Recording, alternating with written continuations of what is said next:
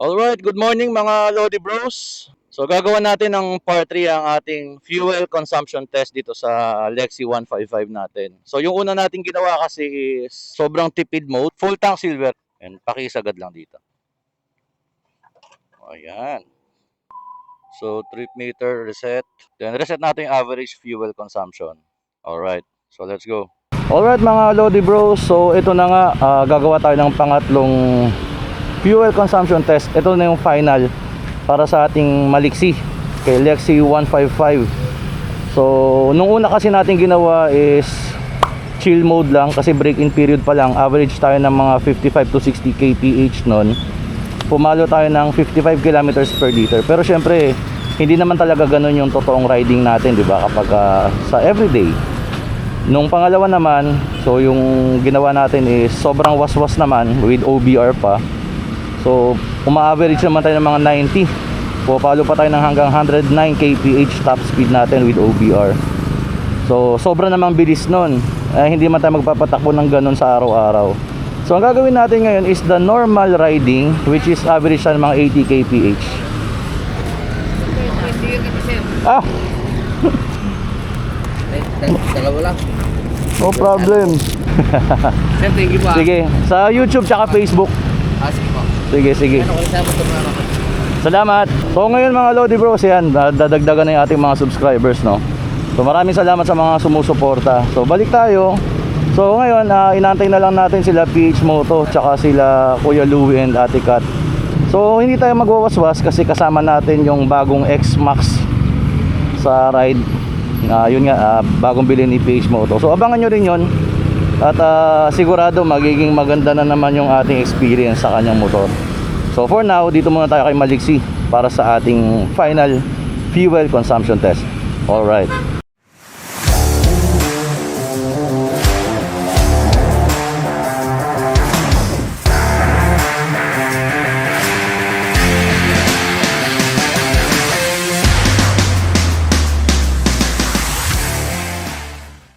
Usapan Caltex hindi Dunkin Donut.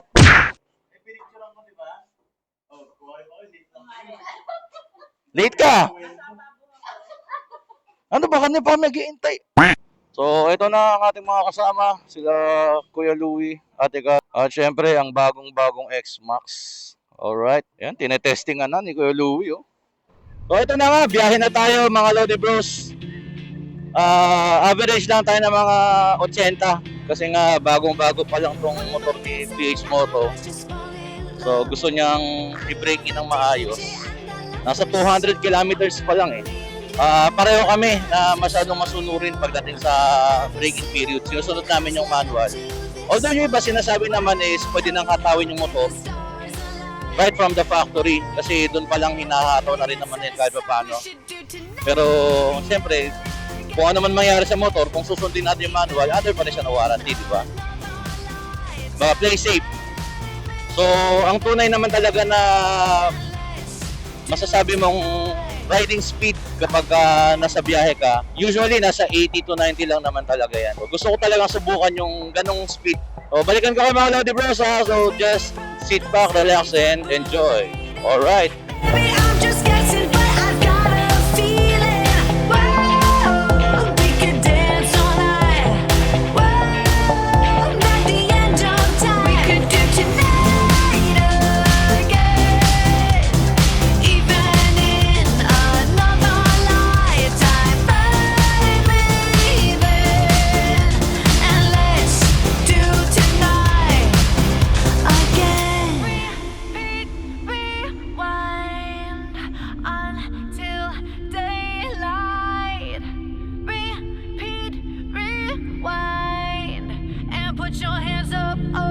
Keep those hands up for tonight again.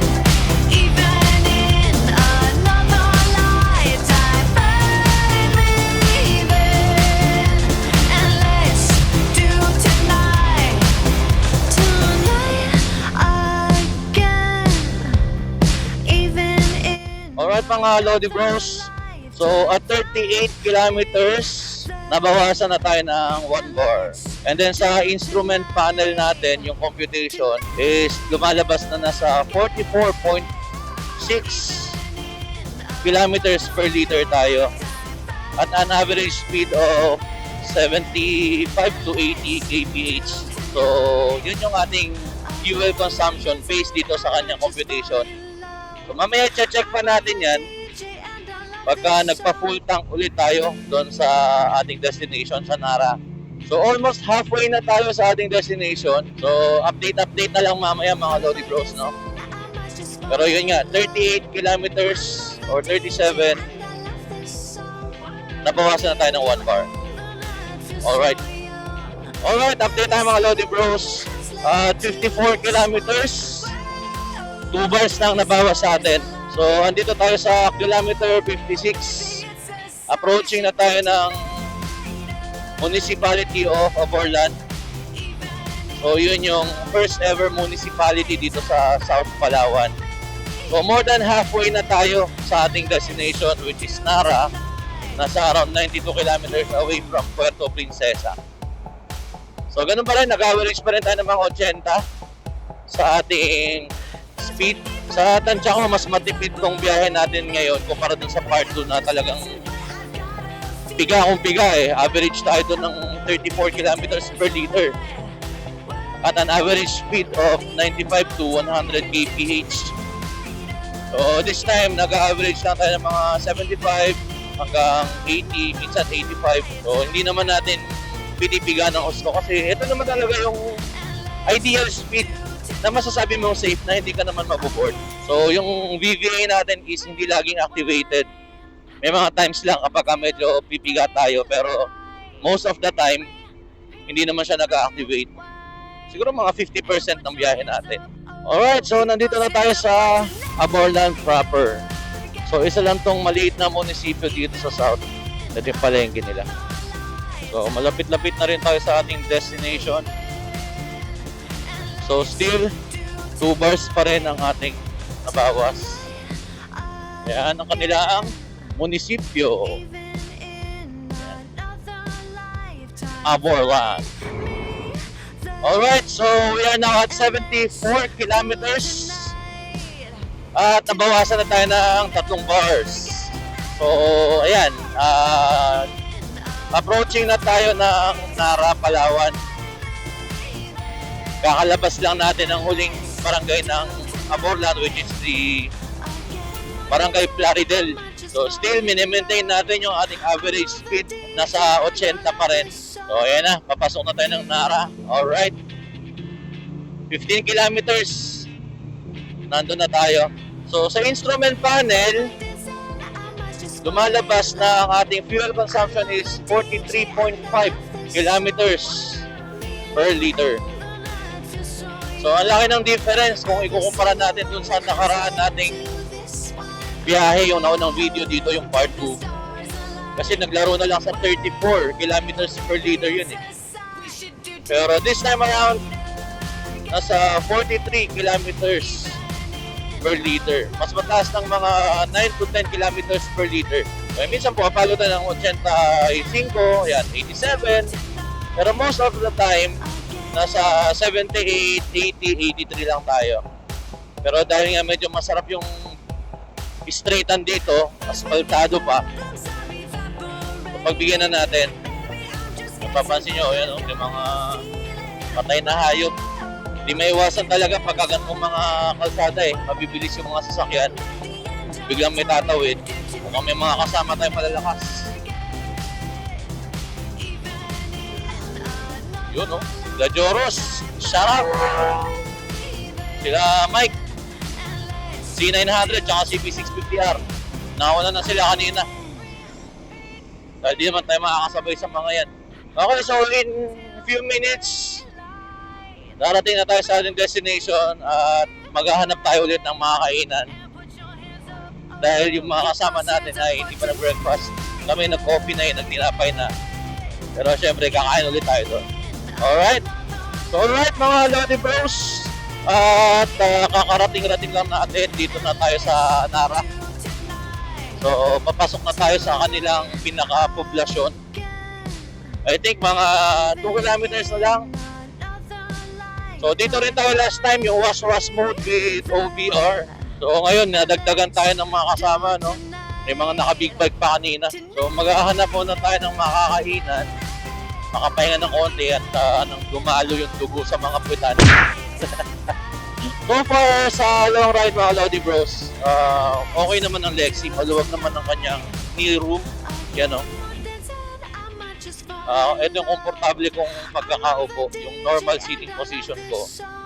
And then, wala siyang cruising position, pero maluwag yung kanyang gulay board. So kahit pa paano, medyo naka-semi cruising position ka.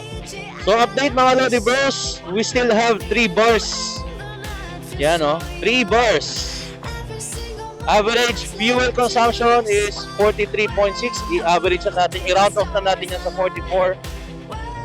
Kung ikukumpara natin sa biyahe natin last time, yung naunang video rito, yung part 2, was mode, 1 bar na lang yun nung nandito na tayo sa part na to eh. Pero this time we still have 3 bars. So napakalaking difference kung i-compare mo sa average ka na 100, 95 or 90. Kumpara sa biyahe natin ngayon na 80 lang, average speed natin, malaki talagang matitipid mo sa gasolina. So ayan, naghahanap sila ng mga kainan. Ang dami nila tuturo, baka manuno itong mga to. Okay, sige, balik. Angas talaga ng X-Max. So yun na nga, no? Mas matipid tayo ngayon. 3 bars pang natitira. So mamaya, marireveal pa natin yan kapag nagpa-full tank tayo kung ilan na lang yung ating na-consume kung ikukumpara sa dati. So malaki talaga yung factor ng throttle habit natin sa ating fuel consumption. Alright? Okay, so andito tayo sa Balay Emas Resort. Hindi ko alam, first time lang ako nakapasok dito eh. So tahimik lang. Parang walang tao halos. So kung gusto mo ng payapa, mga ganito ka. Tapos dyan sa unahan dagat na. Alright, tipid. Takbong 80 lang eh. Nung nakaraan, was-was kami dito sa motor na to. 1 bar na lang pagdating dito eh. Pero kasi 4.2 liters lang kasi to. Pero ngayon 3 bars pa. Malaki talagang difference ng throttle habit. Kung piga ka ng piga, talagang matakaw eh. Kahit matipid yung motor, tatakaw pa rin.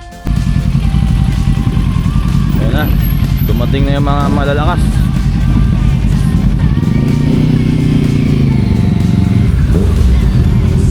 Yan, na-vlog na natin yan. Ito yung na-vlog natin, yung motor ni Joros CB650R. Tagal nyo ah. Saan ka galing? Naligaw. Kayo pa nagbigay ng direksyon, kayo pa naligaw? Alright. So ito yung mga kasama natin, naka X-Max. And then ito yung atin, Lexi 155.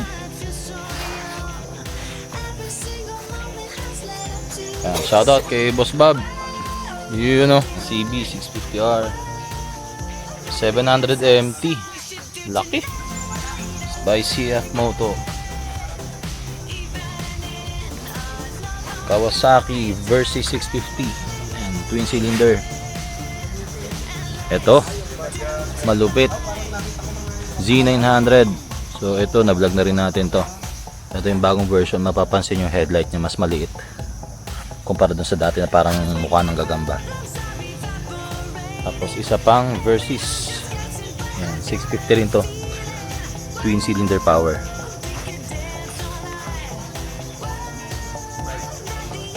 Ayan, so ang gulo ng buho ko, diba? Dito tayo ngayon sa Nara. Ayan, sa isang beach resort dito. Ayan, Balay Ema. Alright, so breakfast muna kami mga Lodi Bros. So enjoy lang muna kami. Alright.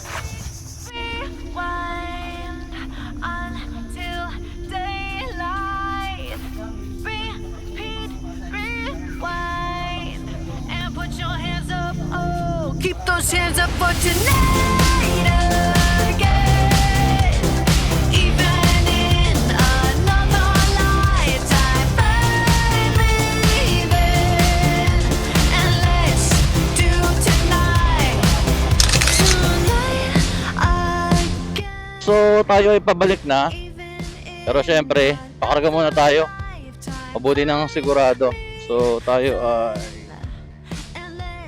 3 bars left, 6 bars pag full eh. Paki full tank. Sakto mo lang dito sa bakal niya. Alright.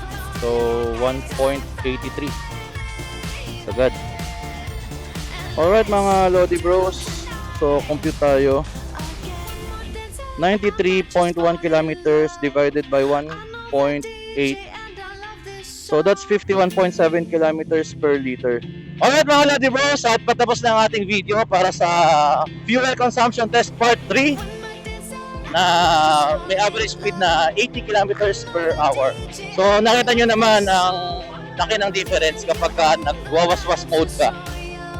Kung ikukumpara mo sa saktong bilis lang. So ang speed natin nag-average tayo ng mga 75 to 80 kph mula kanina. At ang naging fuel consumption average natin is 51 kilometers per liter. So may factor talaga ang throttle habit mo kung kailan tatakaw or titipid ang iyong konsumo. So ilagay na lang natin sa ganito. Kapag chill mode ka, sobra, mga 50 to 60 kph average speed ka, kaya mong mag 55 per liter. Pagka naman nasa 70 to 80 ka, kaya mong mga 49 to 51 per liter. Pero kapag was all the way ka, 90, 95, 100 or more, talagang piga kung piga, 34 kpl ka na lang. That will be all para sa ating part 3 ng fuel consumption test. So shoutout sa mga taga-Caltex kanina, yung mga bago natin mga Lodi Bros dyan. Pati si Kuya Driver na nakahingi ng ating stickers kanina. Shoutout sa inyo. Shoutout din syempre kay PH Moto kasama ang kanyang wife na si Hana. And kay Kuya Pong and Ate Kat. So if you like this video, please don't forget to like, share, and subscribe. And this has been your bro, nasasabi always, ride safe and stay alive. God bless.